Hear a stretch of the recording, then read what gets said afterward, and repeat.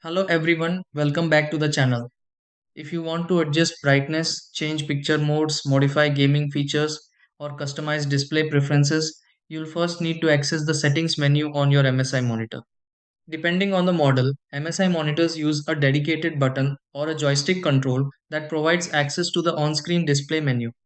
Once you're inside the settings area, you can fine-tune various options to match your preferences. The good part is that accessing these controls only takes a few moments. In this video, I'll walk you through the simple steps to open and navigate the settings on an MSI monitor. Try these. Step 1. Turn on the MSI monitor.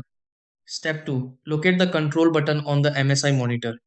Step 3. Open the menu on the MSI monitor. Step 4. Browse available options on the MSI monitor. Step 5. Adjust settings on the MSI monitor as needed. Step 6. Save changes and exit the MSI monitor menu.